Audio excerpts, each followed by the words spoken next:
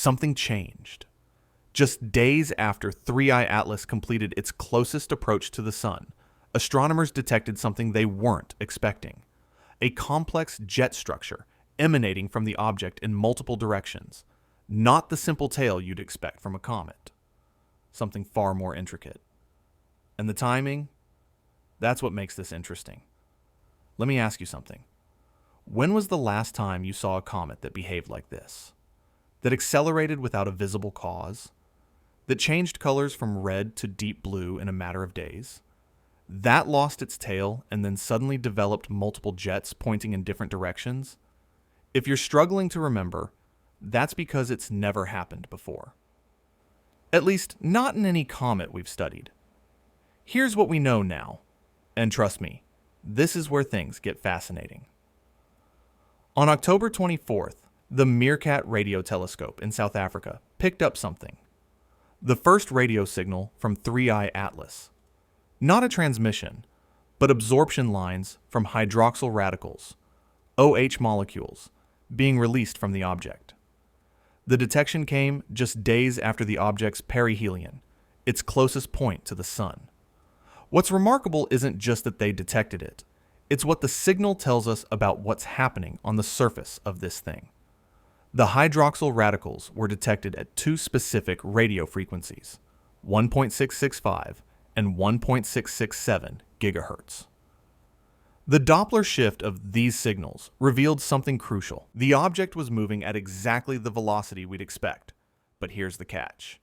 Previous attempts to detect these same signals in late September failed. Nothing. Radio silence. Then suddenly, as 3I Atlas swung around the Sun, these molecules appeared. It's as if something activated. Now, before you jump to conclusions, let me explain what hydroxyl radicals are. They're fragments of water molecules, broken apart by intense solar radiation. Every comet releases them when it gets close to the Sun. It's normal. Expected. But the timing here, the sudden appearance after weeks of nothing, raises questions. Was the surface of 3I Atlas so cold, so inactive during its approach that it only started releasing gases at the last possible moment? Or is there something else going on? Professor Avi Loeb, the Harvard astrophysicist who's been tracking this object since day one, noted something intriguing in his analysis. The thermal broadening of the OH absorption lines matched perfectly with what you'd expect from a surface temperature of about 230 degrees Kelvin. That's cold. Very cold. But here's what caught his attention. The width of those absorption lines, the full width at half maximum as astronomers call it, was remarkably narrow, less than 1.5 kilometers per second. That suggests the gases weren't being violently ejected. They were seeping out, almost methodically. But that's not the strangest part. What happened after perihelion is what has astronomers genuinely puzzled. The Atacama Large Millimeter Array, ALMA, one of the most powerful radio telescope networks on Earth, observed 3I Atlas and found something unexpected. The object was 4 arcseconds off its predicted trajectory. 4 arcseconds might not sound like much, but in astronomical terms, when you're tracking an object millions of kilometers away with precision instruments, that's significant. That's not a minor measurement error. That's a real deviation. And here's where it gets interesting. The deviation wasn't random. It was consistent with a non-gravitational acceleration. Something pushed 3I Atlas slightly off course. Now, comets experience this all the time. When ice vaporizes on the surface, it creates tiny jets of gas that act like miniature rocket engines, nudging the comet in different directions. It's called outgassing, and it's completely natural. Except, here's the problem. The amount of acceleration observed was unusually strong for an object that showed relatively little visible outgassing activity. Think about it. If 3I Atlas was releasing enough gas to push itself that far off trajectory, we should have seen a massive coma, a huge cloud of gas and dust surrounding it. We should have seen a bright, active tail. Instead, what did we see? A relatively subdued object that actually lost its tail shortly after perihelion. So where did this acceleration come from? Loeb suggested something that made headlines around the world. He didn't rule out the possibility, however remote, that the acceleration could be the result of something artificial. An internal engine, a propulsion system. Now, before you dismiss this as science fiction, consider what he actually said. He didn't claim it was aliens. He said that if no massive gas cloud is observed around 3I Atlas in the coming weeks, then the non-gravitational acceleration might, and I emphasize might, be regarded as a technological signature. That's the scientific method at work. You observe something unusual. You look for natural explanations. And if those explanations don't fit the data, you consider alternatives, even uncomfortable ones. But let's talk about what happened next, because this is where the mystery deepens even further. Images from the Hubble Space Telescope and ground-based observatories revealed something absolutely fascinating. After perihelion, 3I Atlas began exhibiting a complex jet structure, not a single tail streaming behind it like a typical comet. Multiple jets emanating from different points on the surface, pointing in various directions.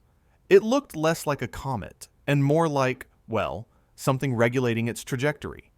One particularly intriguing image from the 2-meter twin telescope showed a sunward jet, a stream of material pointing directly toward the sun. This is unusual. Comet tails are pushed away from the sun by solar radiation pressure. They stream behind the comet like hair in the wind. But a sunward jet? That suggests material is being actively expelled from the night side of the object, the side facing away from the sun, with enough force to arc around and point sunward. Or, and this is where it gets speculative, it could indicate directional venting from specific locations on the surface. Why would that matter? Because if the outgassing were purely passive, driven only by solar heating, you'd expect it to be roughly symmetrical, concentrated on the side facing the sun. But if you're seeing jets emanating from multiple locations, including the night side, that suggests something more complex. Either the interior of 3I Atlas is unusually warm, maintaining heat even on the side not facing the sun, or there are specific vents, specific locations where gas is being released. And then there's the color change. We need to talk about this because it's genuinely bizarre. When 3I Atlas was first observed in July, it appeared reddish. This is normal for objects in space. Cosmic dust, organic compounds, they tend to give objects a reddish hue. But as it approached the sun, something changed. The object began turning blue. Deep blue. By the time it reached perihelion, it was exhibiting a striking blue-green color that astronomers had rarely, if ever, seen in a comet. Now, there are natural explanations for color changes. As a comet heats up, different ices sublimate at different temperatures. Water ice, carbon monoxide ice, carbon dioxide ice. They all vaporize at different points, and each one can scatter light differently. But the shift from red to blue is counterintuitive. Typically, as dust is released from a comet, it scatters light and makes the comet appear redder, not bluer. So what could cause this blue color? One possibility is that we're seeing light scattered by very small particles, smaller than typical comet dust. When particles are extremely tiny, they scatter blue light more efficiently than red light. It's the same reason the sky is blue. But if that's the case, where are these tiny particles coming from? And why did they only appear as the object approached the sun? Another possibility, and this is where things get speculative, is that we're seeing emission from specific gases. Cyanogen and diatomic carbon, both of which can produce a blue-green glow when excited by sunlight. But again, the question is why now? Why did these gases suddenly appear in such quantities during and after perihelion? NASA released a statement attempting to calm public concern. Acting Administrator Sean Duffy responded to questions, including one from Kim Kardashian.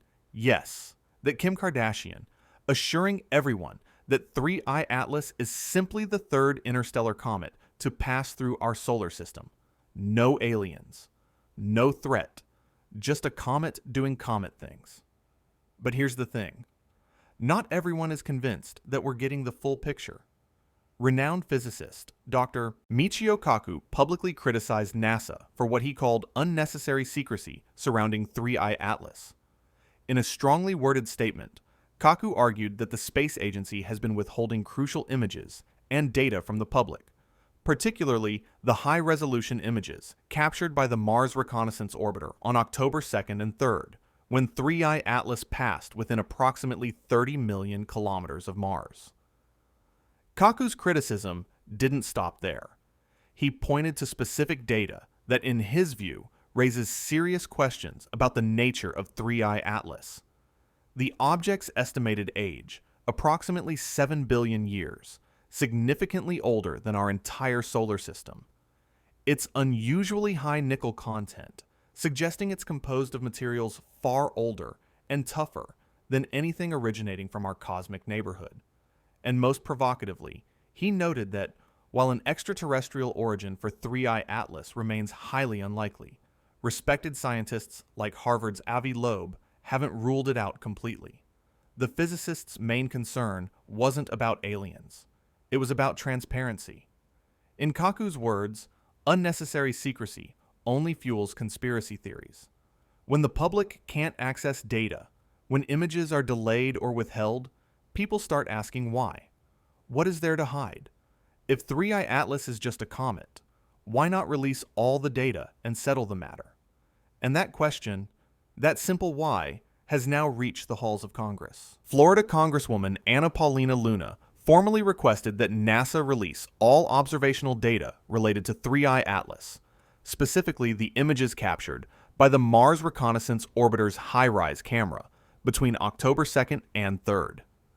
In her letter, Luna emphasized that this information is of great importance to advancing our understanding of interstellar visitors and their interaction with our solar system. But she didn't stop at Mars data. Luna also requested supplementary data from the Mars Orbiter, the Perseverance rover, and other Mars missions that may have detected unusual activity near Mars around or after October 3rd, when 3I Atlas made its closest approach to the red planet. Why Mars? Because that close pass offered a unique opportunity. Mars-based instruments could potentially observe 3I Atlas from a different angle, providing data that Earth-based telescopes couldn't capture. If there was anything unusual about the object's trajectory, its surface activity, or its composition, the Mars missions would have been perfectly positioned to detect it. The fact that this data hasn't been publicly released weeks after the encounter has raised eyebrows. Is NASA being cautious, carefully analyzing the data before making it public? Or is there something in those images that requires a more delicate approach? We don't have those answers yet. But what we do have is a growing list of anomalies, a growing list of behaviors that don't quite fit the profile of a normal comet, and a growing chorus of voices, from scientists to public figures to elected officials, demanding more transparency. So where does this leave us? What do we actually know about 3I Atlas right now? We know it's real. We know it came from interstellar space. We know it's heading toward its closest approach to Earth in late December. We know it exhibited unusual behaviors during perihelion, including a non-gravitational acceleration, a dramatic color change, the loss of its original tail, and the development of complex jet structures. We know it released hydroxyl radicals in a pattern that suggests sudden activation rather than gradual warming. And we know that some of the world's leading physicists and astronomers are puzzled by what they're seeing. What we don't know is what happens next. And that's what makes this so compelling. Because in just a few weeks, 3I Atlas will pass close enough to Earth that amateur astronomers with decent telescopes will be able to observe it directly. No need to rely solely on NASA or ESA or any space agency. Thousands of independent observers will have their instruments pointed at this object. And if there's something unusual happening, something that doesn't match the official narrative, we'll know. That's the beautiful thing about astronomy. It's one of the few sciences where amateurs can contribute meaningful observations. Where transparency isn't optional, it's inevitable. The sky belongs to everyone. But until then, we're left with questions. Tantalizing questions. Is 3I Atlas simply an unusually active comet from another star system? Or is there something more going on? Something we haven't considered? Something that challenges our understanding of what's possible? There's something about the timing that keeps nagging at researchers. Something that doesn't quite add up. Let me walk you through it, because once you see the pattern, you can't unsee it. 3I Atlas remained relatively quiet during its entire approach to the Sun. Months of observations showed a standard, if somewhat dim, interstellar comet. Nothing particularly remarkable. Then, in the span of just a few days around perihelion, everything changed. The radio signals appeared, the jets activated, the color shifted, the trajectory deviated. It's almost as if the object knew exactly when to turn on. Now I know what you're thinking. Comets do become more active as they approach the Sun. That's basic solar system physics.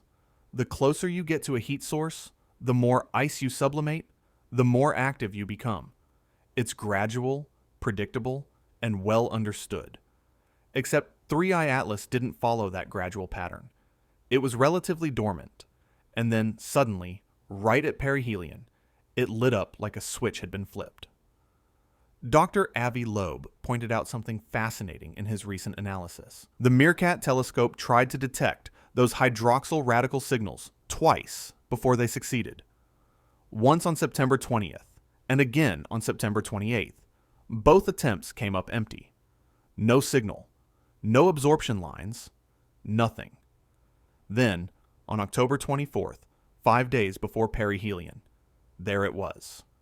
Clear, unmistakable, exactly where they were looking. So what changed? Did the surface of 3I Atlas suddenly warm up enough to release water molecules in those 5 days? Possibly. But that would require an enormous temperature shift in a very short period.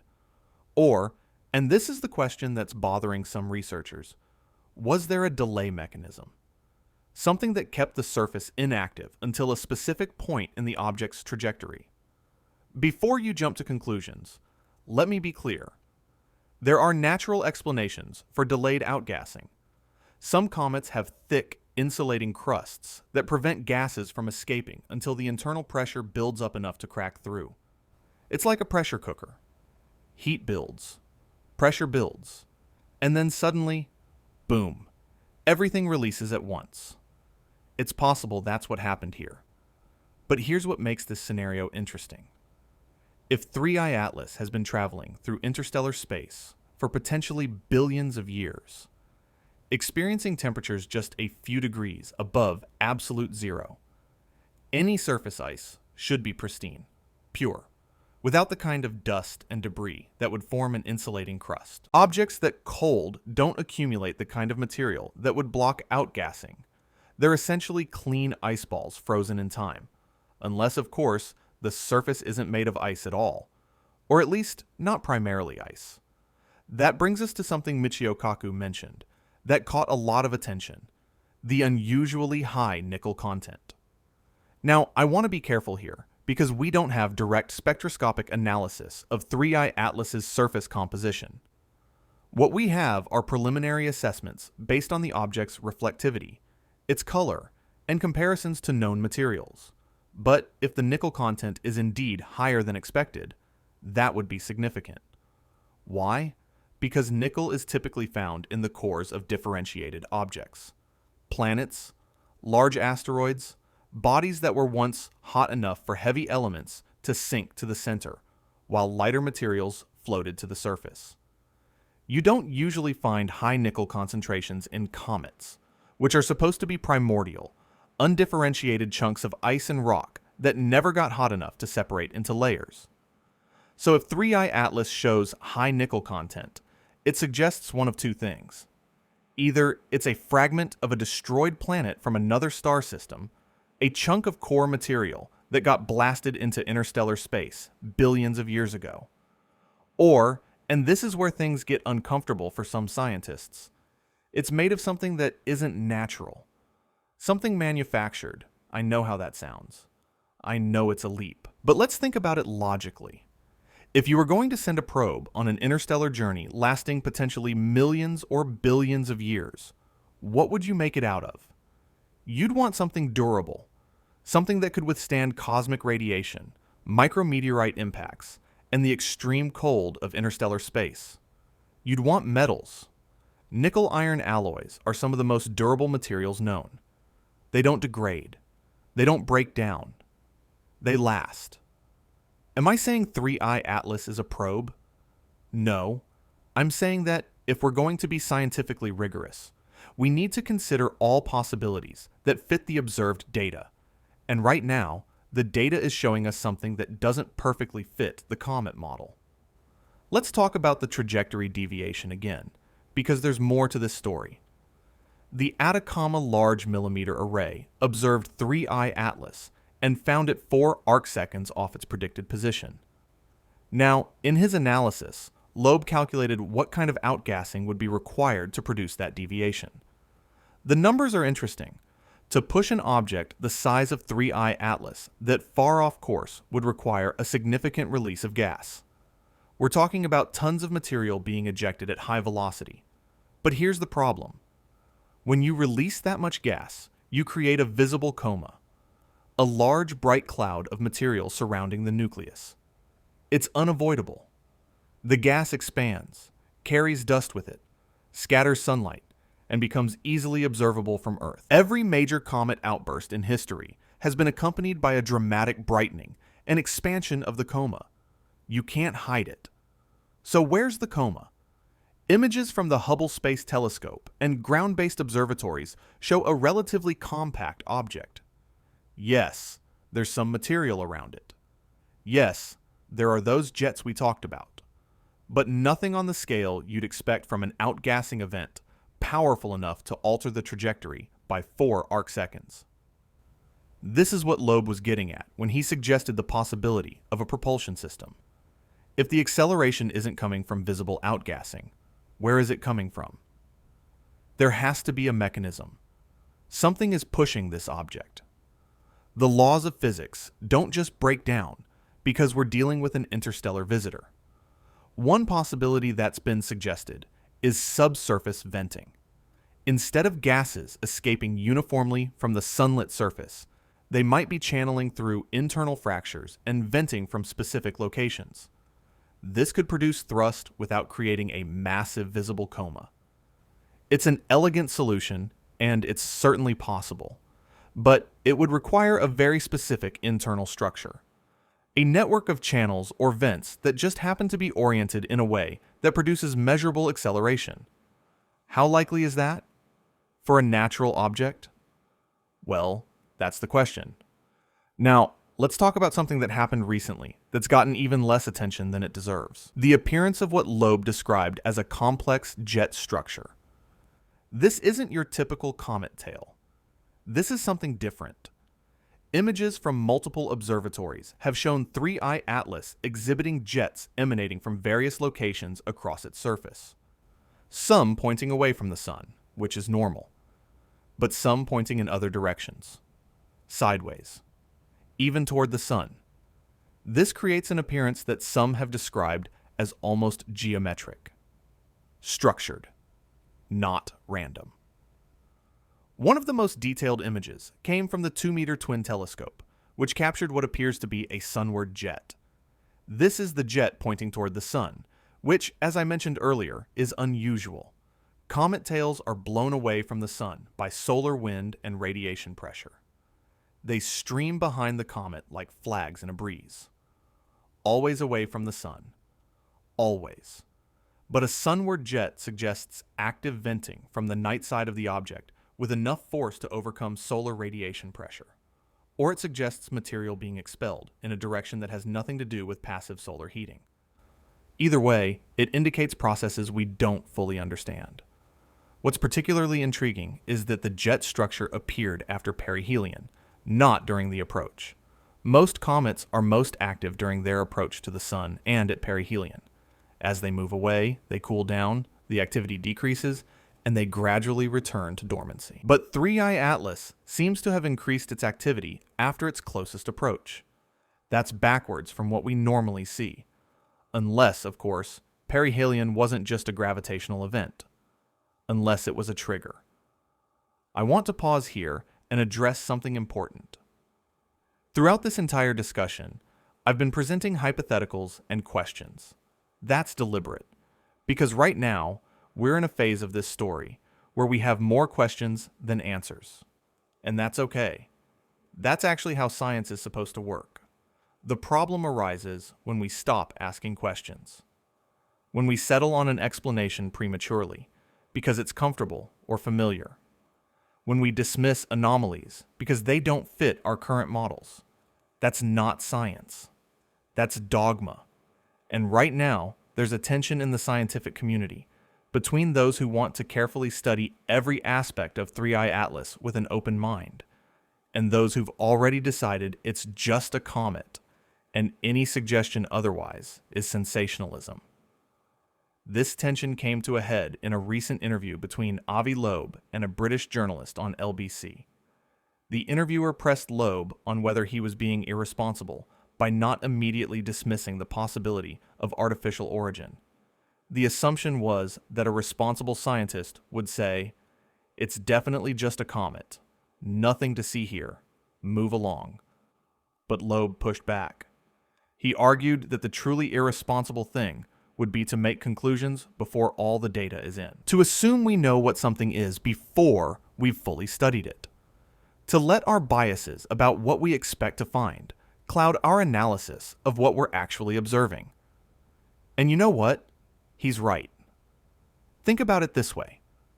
Imagine if astronomers in the 19th century had observed radio signals from space. They would have had no framework for understanding them. No knowledge of pulsars or quasars or any natural source of radio waves. If they had been rigidly dogmatic, they might have dismissed the observations as instrument errors or interference. They might have refused to publish the data because it didn't fit their understanding of the universe. But the good ones, the truly great scientists of that era, would have documented the observations carefully, published the data, and admitted they didn't know what they were seeing. They would have let future scientists with better tools and better understanding figure it out. That's the position we're in now with 3I Atlas. We're seeing things that don't perfectly match our models. We have anomalies. We have questions. And the appropriate response isn't to force fit everything into the comet model and call it a day. The appropriate response is to keep observing, keep analyzing, and remain open to wherever the data leads us, even if it leads somewhere unexpected.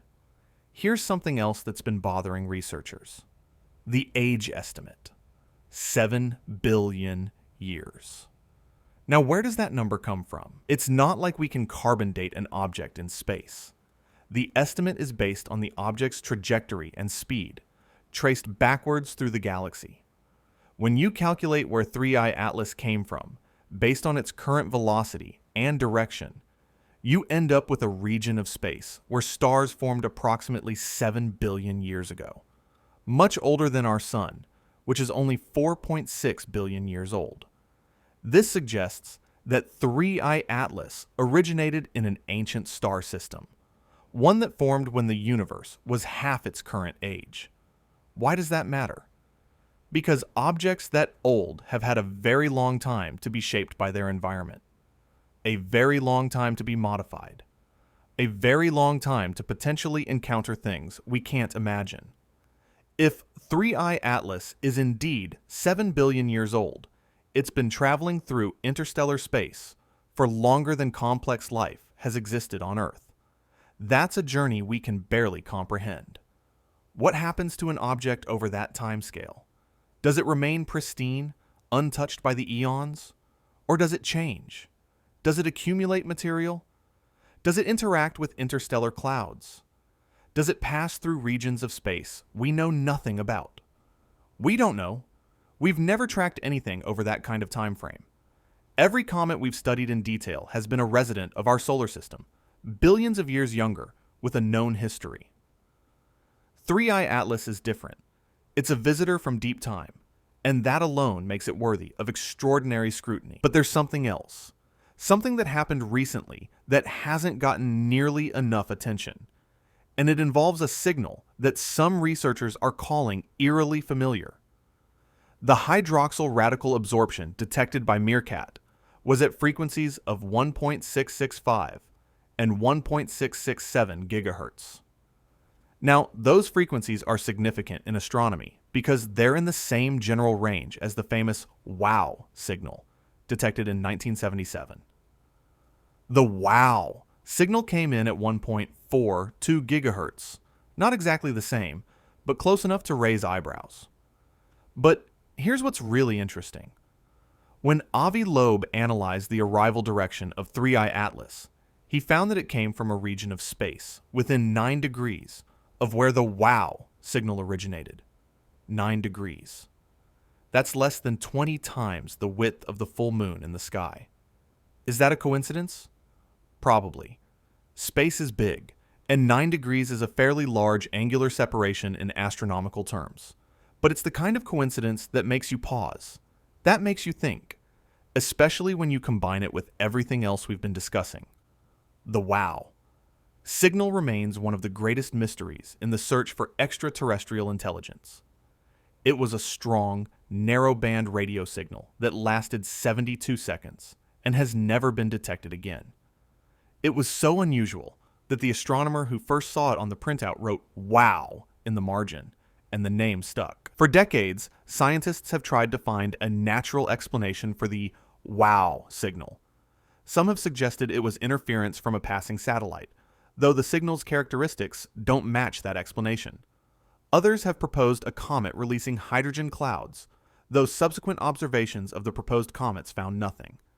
The signal remains unexplained. And now, we have 3I Atlas, originating from nearly the same region of space, exhibiting unusual behaviors, and emitting detectable radio signatures. Am I saying they're connected? No. But am I saying it's interesting enough to warrant investigation? Absolutely. This is exactly the kind of data that should be made public. This is exactly why transparency matters. Because when you have multiple anomalies potentially pointing in the same direction, you need the broader scientific community involved. You need independent verification. You need different perspectives and different expertise examining the same data. Which brings us back to the current controversy. The missing images, the delayed data releases, the growing frustration among researchers and the public. Congresswoman Paulina Luna's letter to NASA wasn't just a polite request. It was a formal demand for specific data that, according to her office, should have been made public weeks ago. The HiRISE camera on the Mars Reconnaissance Orbiter captured images of 3I Atlas on October 2nd and 3rd. High-resolution images. The kind of detail that could potentially show surface features, jet activity, maybe even structural characteristics. Where are those images? NASA's official position is that all data goes through standard review processes before public release. Quality checks, calibration, analysis. That's normal procedure, and it usually takes time. But here's the thing. When the Mars Reconnaissance Orbiter captured images of other comets, other asteroids, other objects of interest, those images were released within days, sometimes within hours. The standard review process didn't take weeks. So why is 3I Atlas different? Michio Kaku didn't mince words when he addressed this question. He stated flatly that there's no legitimate reason for the delay. In his view, and he's not alone, the images should be declassified immediately. This isn't military intelligence. This isn't sensitive national security data. This is an astronomical observation of a natural, or possibly natural, object passing through our solar system. The default should be transparency, not secrecy. His concern, and it's a valid one, is that delays breed suspicion. When the public sees that data is being withheld, they start asking why, and in the absence of official explanations, they fill in the blanks themselves. Some of those explanations are measured and reasonable. Others are wild and conspiratorial, but all of them stem from the same root cause: a lack of information. If NASA has the images and they show a boring, normal comet doing boring, normal comet things, then release them. Problem solved. Speculation ends. Everyone moves on. But if the images show something unusual, something that requires careful analysis and consideration before making public, then we're in different territory. Then the delay makes sense, but it also confirms that there's something worth being careful about. Either way, the silence is becoming untenable. Kaku pointed out something else that's been largely overlooked in the mainstream coverage. The Perseverance rover and other Mars missions were operational during 3I Atlas's closest approach to Mars. They have instruments, cameras, spectrometers. If anything unusual happened, if there was any detectable activity, those missions would have recorded it. Luna's letter specifically requested supplementary data from Perseverance and other Mars missions that may have detected unusual activity near Mars around or after October 3rd. That phrasing is interesting. Unusual activity. Not just observations of the comet, but unusual activity. What kind of activity are we talking about? We don't know, because the data hasn't been released. But the fact that a member of Congress felt it necessary to formally request it suggests that there are questions being asked behind closed doors. Questions that the public isn't privy to yet. Let me be clear about something. I'm not suggesting there's a massive conspiracy to hide evidence of alien spacecraft. That's not what this is about. What this is about is the fundamental principle of scientific transparency. When public institutions, funded by taxpayer money, make observations of objects in our solar system, that data belongs to everyone. It should be shared. It should be scrutinized by independent researchers. It should be debated and analyzed and discussed openly. That's how science works. That's how we make progress. Not through secrecy and delayed releases and carefully managed messaging, but through open collaboration and peer review. And right now, we're not getting that. Here's something that happened just recently that adds another layer to this story. Reports emerged that 3I Atlas has been experiencing what some are calling velocity shifts. Not just the single acceleration detected near perihelion, but ongoing changes in speed that don't align perfectly with gravitational models. Now, before we go further, let me explain what this means. When you track an object in space, you can predict its future position based on its current velocity and the gravitational influences acting on it. The sun pulls on it. The planets pull on it, though much more weakly. You add up all those forces, run the calculations, and you get a predicted trajectory. For 3I Atlas, those predictions have had to be updated multiple times. Each time astronomers get new observations, they find the object isn't quite where the model said it should be. Small deviations, yes, but consistent ones. And the adjustments required to match the observations suggest that something is affecting its velocity beyond simple gravity. Outgassing is the obvious culprit. As I've mentioned, when comets release gas, it can push them slightly off course. But here's the interesting part. The velocity changes don't seem to correlate perfectly with visible outgassing activity. There have been periods where the object appeared relatively quiet, yet the trajectory still required correction. And there have been periods of apparent activity where the trajectory stayed closer to predictions. It's almost as if the outgassing, if that's what it is coming in bursts. Timed bursts. Not the continuous, gradually changing activity you'd expect from passive solar heating. A.V. Loeb has been monitoring this closely, and in one of his recent posts, he suggested something that made headlines around the world. If 3i Atlas continues to show trajectory modifications without corresponding visual evidence of massive gas release, he wrote, we might need to consider the possibility that we're observing controlled adjustments. Controlled. That's the word that got people's attention. Because controlled implies intention. It implies purpose.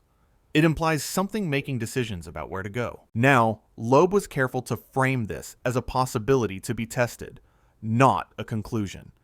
He outlined what observations would be needed to confirm or refute this hypothesis.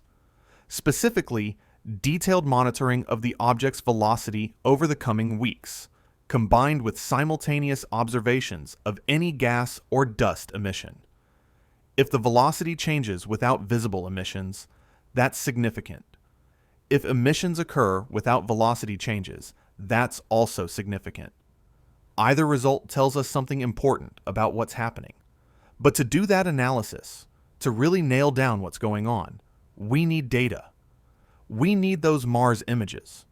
We need spectroscopic observations from multiple wavelengths. We need radio telescope monitoring. We need everything we can get. And some of that data is sitting in NASA's servers, unreleased. Let's talk about what's going to happen next, because this is where things get really interesting. 3i Atlas is currently on a trajectory that will bring it to its closest approach to Earth on December 19th. That's about 5 weeks away. At its closest, it will pass within approximately 93 million kilometers of our planet. That's about 60% of the Earth-Sun distance. Not particularly close by astronomical standards, but close enough.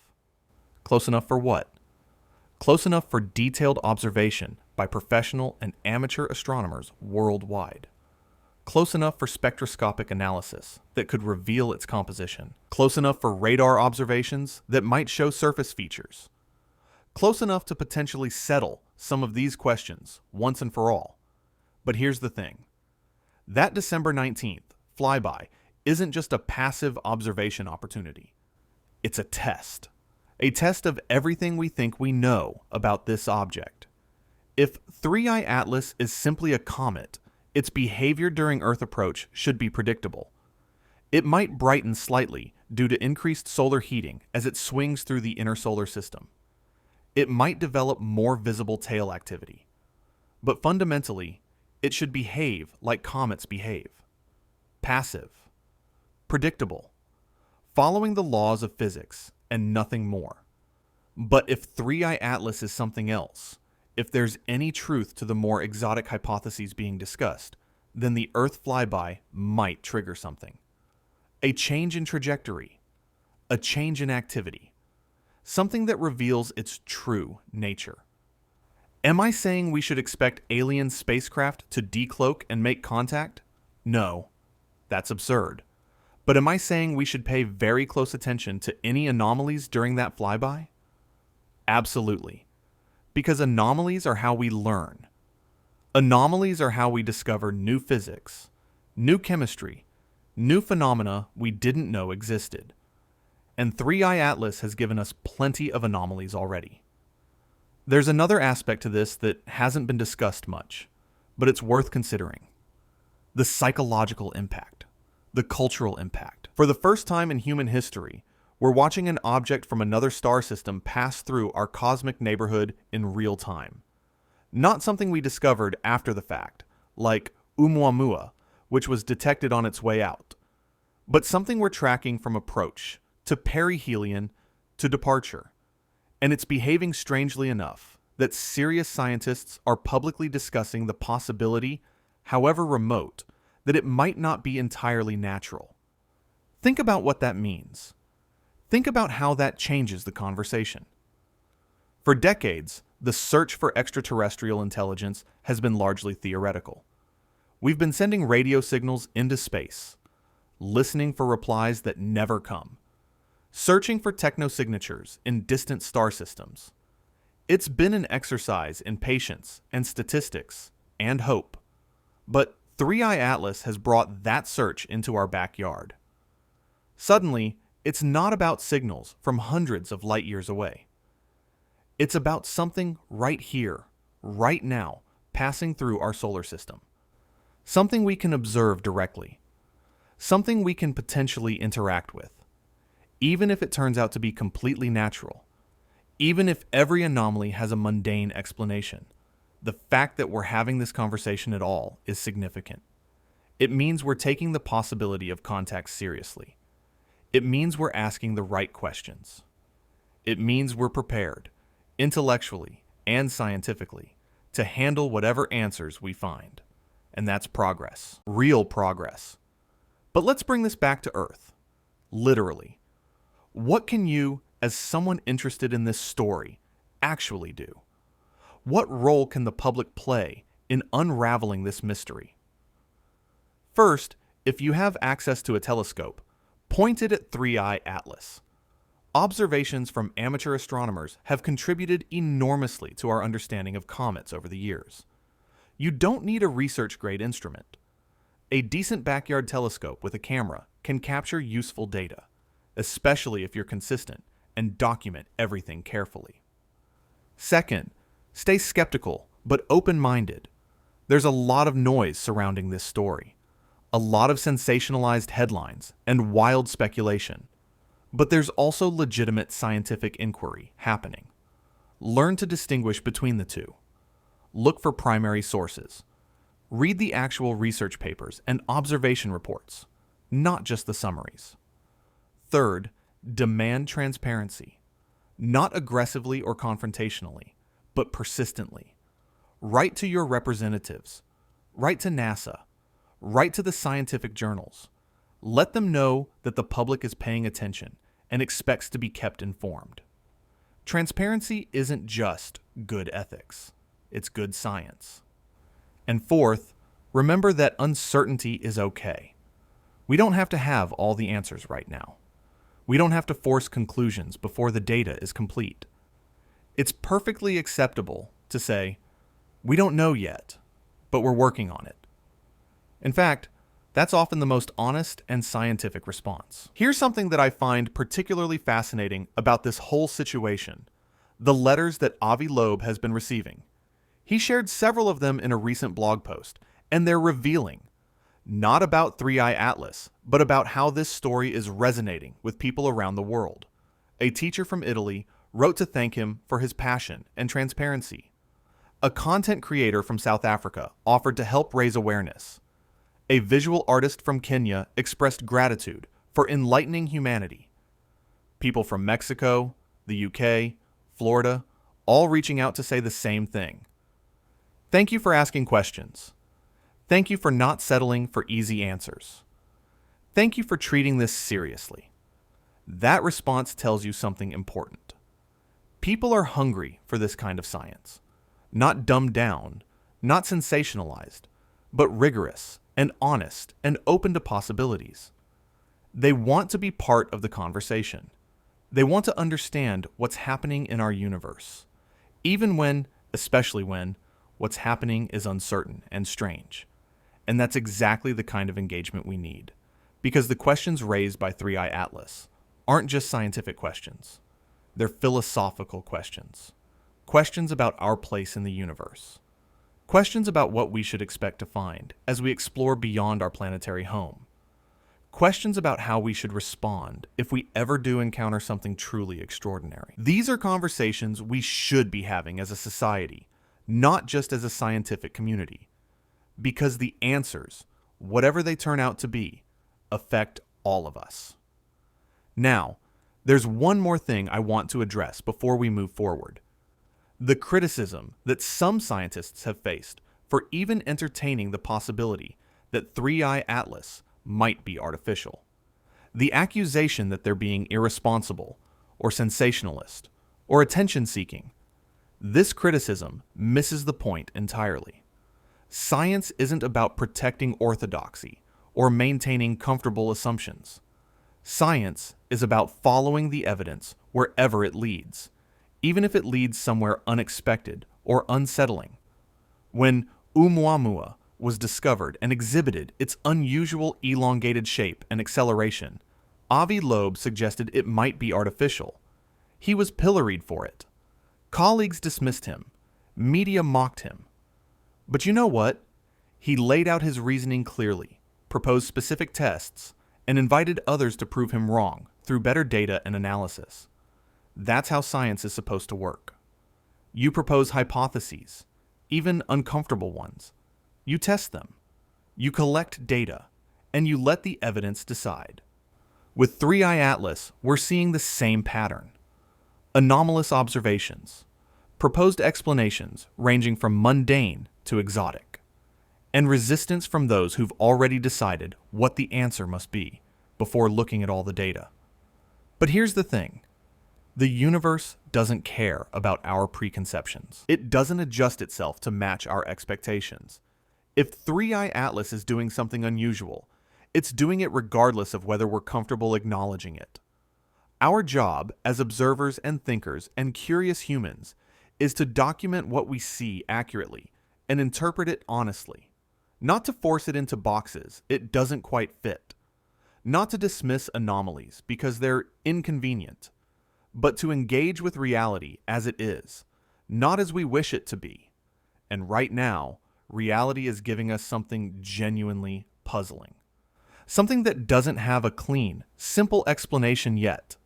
Something that requires more study, more data, more analysis before we can say with confidence what it is. So let's get that data. Let's do that analysis. And let's see where it takes us. There's something else happening that deserves attention. Something that's been quietly unfolding while everyone focuses on the big questions about 3i Atlas's nature. And it involves what's happening right now in November as the object continues its journey through our solar system. The complex jet structure we talked about earlier, it's still active. In fact, observations from the past week show that it's evolved. The jets aren't static. They're changing, shifting, almost like they're being modulated. Some jets have dimmed, others have brightened. New ones have appeared in locations that weren't active before. This is unusual. When comets develop jets, they typically maintain them for extended periods as long as the heat source, the sun, remains relatively constant. You don't usually see rapid on-off cycling of jet activity. You don't see jets appearing and disappearing on timescales of days or hours. Yet that's what multiple observers are reporting with 3i Atlas. What could cause this? One possibility is that the object is rotating and different surface features are coming into and out of sunlight. As a new area faces the sun, it heats up and starts outgassing, creating a jet. As it rotates away, it cools and the jet shuts off. That's plausible. But it would require a very specific rotation rate and a very non-uniform surface composition. Another possibility, and this is where things get interesting, is that the jets aren't purely passive, that there's some internal process regulating when and where gases are released. This could be natural, maybe pressure buildup and release through specific vents, or it could be something else, something that responds to external conditions in ways we don't fully understand yet. Loeb has been tracking these jet variations closely, and he's noted something peculiar. The changes don't seem entirely random. There's a pattern, though it's not immediately obvious. Some jets activate when the object is in certain orientations relative to the sun. Others seem to respond to its position relative to Earth. It's subtle, but it's there. Now, am I saying the object is aware of Earth and responding to our observations? That would be absurd. But am I saying there might be correlations between the object's activity and its geometric relationship to major gravitational sources? That's worth investigating. Because if those correlations exist, they tell us something about what's driving the activity. Here's something that happened just 3 days ago that didn't make major headlines, but probably should have. The Juno spacecraft, currently orbiting Jupiter, was retasked to attempt observations of 3i Atlas. The attempt was only partially successful due to the extreme distance and viewing angle. But Juno's instruments did detect something, a faint radio signal, different from the hydroxyl absorption detected by MeerKAT, but in a similar frequency range. The signal was brief, lasting only a few minutes, and hasn't been detected again since. It could have been instrumental noise. It could have been interference from Jupiter's intense magnetic field. Or it could have been real. We won't know until the data is fully analyzed, and, ideally, until other observatories confirm or refute it. But the fact that Juno was even pointed at 3I Atlas tells you something. It tells you that NASA is taking this seriously enough to redirect spacecraft, to use valuable observation time on an object that officially is just a comet. That doesn't happen for run-of-the-mill comets. That happens when there are questions that need answering. Looking ahead to the December flyby, there's something else to consider. The viewing geometry. As 3I Atlas approaches Earth, we'll be seeing it from a completely different angle than we have so far. This might reveal features that were hidden before. It might show us sides of the object that haven't been illuminated or visible from our perspective. And here's where it gets particularly interesting. If 3I Atlas is an irregularly shaped natural object, the way light reflects off it should change predictably as our viewing angle changes. We should see variations in brightness that correspond to its rotation and shape. Astronomers call this a light curve, and it's one of the best tools we have for understanding the physical characteristics of distant objects. But if 3I Atlas isn't rotating, or if it's rotating in an unusual way, or if its surface reflectivity is somehow controlled rather than passive, the light curve will look different. It might not follow the expected pattern, and that would be significant. Several research teams have already announced plans to conduct intensive light curve monitoring during the December flyby. They'll be watching for any deviations from predictions, any anomalies, any hints that this object is more than it appears. There's also the question of what happens after the flyby. After December 19th, 3I Atlas will begin its long journey out of our solar system. It will pass beyond the orbit of Mars, then Jupiter, then eventually cross into the outer solar system, and, ultimately, back into interstellar space. The whole visit, from detection to departure, will have lasted less than a year. But before it leaves, there's one more opportunity for close observation. In March 2026, 3I Atlas will pass within 53 million kilometers of Jupiter. That's much closer than its Earth approach, and Jupiter's intense gravity might trigger something. If there's any remaining volatile material on the surface, Jupiter's gravitational pull could stress the object, potentially cracking surface layers and releasing more gases. The Juno spacecraft, which I mentioned earlier, will be positioned to observe this encounter. Its instruments will be watching for any changes in the object's trajectory, any signs of outgassing, any radio emissions. This could be our last, best chance to gather detailed data on 3I Atlas before it disappears into the cosmic darkness. Now, let me address something that's been simmering in the background of all these discussions. The possibility, remote but non-zero, that 3I Atlas is some form of probe or artifact. If that were true, and I want to be very clear that there's no definitive evidence supporting this, but if it were true, what would we expect to see? First, we'd expect trajectory adjustments that don't correlate with visible outgassing. Check.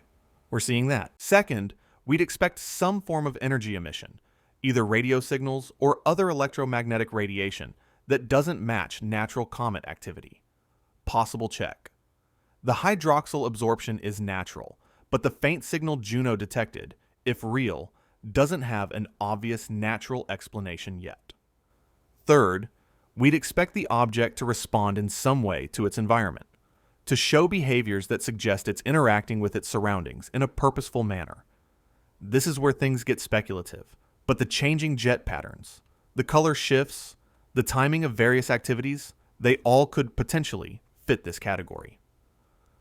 Fourth, we'd expect it to have an unusual composition or structure that doesn't match known natural objects.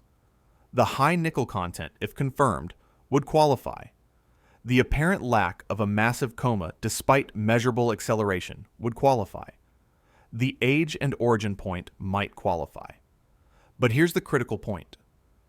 Every single one of these observations also has potential natural explanations. Trajectory adjustments could be outgassing we're not detecting properly. Radio signals could be instrumental artifacts. Color changes could be exotic, but natural chemical processes. High nickel could indicate a fragment from a destroyed exoplanet. We have suggestive data. We have anomalies. But we don't have proof. Not yet. Maybe not ever. And that's okay. That's science.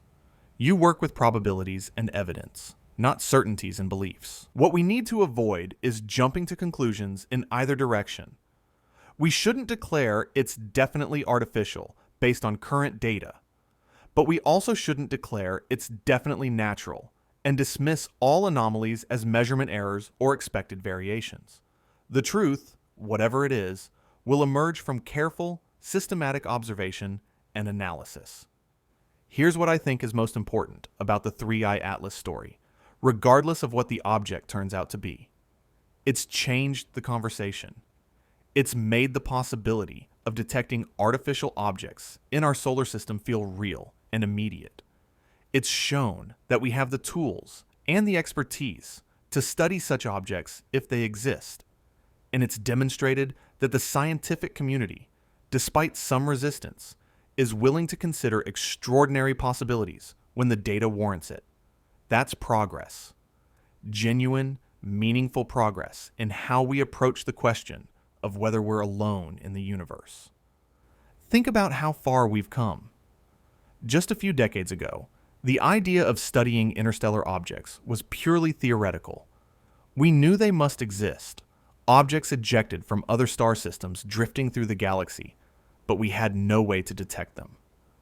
Then, Oumuamua appeared in 2017, and suddenly interstellar visitors became real. Then, 2I Borisov in 2019, confirming that these objects pass through our neighborhood regularly. And now 3I Atlas, the third visitor, each one different, each one teaching us something new, each one raising questions we hadn't thought to ask before. What will the fourth visitor look like? The 10th? The 100th? As our detection capabilities improve, we'll find more of these objects, many more, and each one will be an opportunity to learn about other star systems, other planetary formations, other possible origins of life. Some of them will be boring ice balls. Some will be interesting rocks with unusual compositions. And maybe, just maybe, one of them will be something else. Something that forces us to reconsider our place in the cosmos. Are we ready for that? Are we prepared, scientifically and culturally, to handle a genuine detection of extraterrestrial technology? Based on the response to 3I Atlas, I'd say we're getting there. The conversation is happening. The protocols are being developed. The intellectual framework is being built. When, not if, but when we eventually encounter something undeniably artificial, we won't be starting from scratch. We'll have experience. We'll have precedent. We'll have learned from objects like 3I Atlas how to approach the unknown with rigor and openness. That might be the most important legacy of this object, regardless of what it is. It's teaching us how to ask the right questions, how to handle uncertainty, how to maintain scientific discipline while remaining open to extraordinary possibilities. Let me leave you with this. In the coming weeks, as 3I Atlas approaches Earth, pay attention. Watch the news. Look for updates from observatories. If you have a telescope, try to see it for yourself. Be part of this moment in history. Because whether 3I Atlas is a comet, a planetary fragment, or something we can't yet imagine, it's special. It's a visitor from beyond our solar system, carrying information about places and processes we may never directly observe. It's a gift from the cosmos, delivered to our doorstep at a time when we're finally capable of studying it properly. Don't let the moment pass unnoticed. Don't let the questions go unasked. And don't let anyone tell you that curiosity about the unknown is foolish or unscientific. Curiosity is what makes us human. It's what drives progress. It's what will eventually lead us to the answers we seek. 3I Atlas is out there right now, moving through space at over 90,000 kilometers per hour, carrying its secrets with it. In 5 weeks, it will make its closest approach to Earth. What will we learn? What will we discover? What questions will be answered? And what new questions will emerge? I don't know. Nobody knows. And that's exactly why this is so exciting. Stay curious. Stay skeptical. Stay open to possibilities. And whatever happens, whatever 3i Atlas turns out to be, remember that we're living in an extraordinary time. A time when the universe is revealing its mysteries to us faster than ever before. A time when the impossible is becoming possible. And maybe, just maybe, a time when we're about to discover that we're not as alone as we thought. The story of 3i Atlas isn't over.